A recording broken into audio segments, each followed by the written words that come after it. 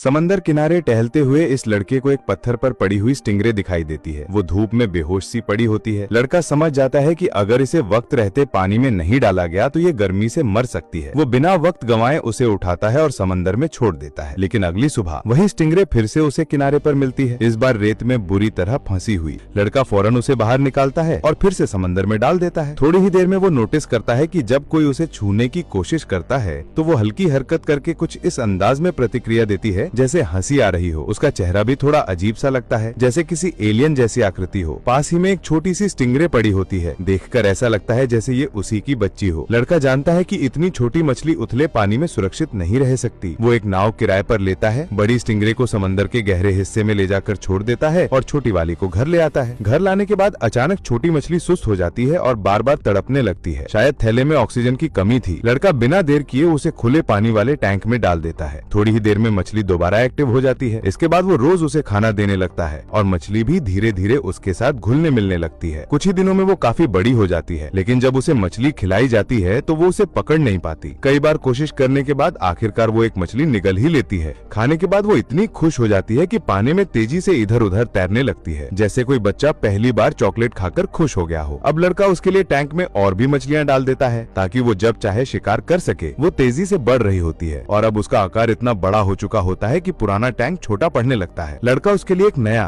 बड़ा और खुला टैंक बनवाता है जिसमें सैकड़ों छोटी मछलियां छोड़ी जाती हैं। इस नए घर में स्टिंगरे बहुत खुश नजर आती है। वो लगातार पानी में घूमती रहती है जैसे अपनी खुशी जाहिर कर रही हो। अब वो पहले से कहीं ज्यादा फुर्तीली हो चुकी होती है। उसके शिकार करने की स्पीड और तरीका दोनों सुधर जाते हैं, यहाँ तक कि वो अब सख्त खोल वाले जीवों को भी बड़ी आसानी से पकड़ने लगती है। लोग कहते हैं मछलियों की याददाश्त बहुत कम होती है, लेकिन ये स्टिंगरे हर बार लड़के को देखकर अलग ही रिएक्शन देती है। जैसे ही लड़का पास आता है वो सामने आकर पानी में हल्की मूवमेंट करने लगती है जैसे मुस्कुरा रही हो। समय बीतता है और अब वो स्टिंगरे लगभग पूरी तरह से बड़ी हो चुकी होती है। लड़का समझ जाता है कि अब उसे वापस समंदर में लौटाने का वक्त आ गया है। वो उसे समंदर तक लेकर जाता है और पानी में छोड़ देता है, लेकिन स्टिंगरे वापस जाने को तैयार नहीं होती। वो बार बार किनारे पर ही मंडराती रहती है जैसे उसे छोड़ने का मन नहीं हो रहा हो। आखिरकार लड़का नाव लेकर उसे गहरे पानी तक ले जाता है। वहाँ पहुंचकर वो स्टिंगरे बिना पीछे देखे समंदर की गहराइयों में चली जाती है। कुछ हफ्तों बाद जब लड़का डाइविंग कर रहा होता है तो अचानक उसे वही स्टिंगरे फिर से मिलती है, इस बार अकेले नहीं, अपने कुछ साथियों के साथ।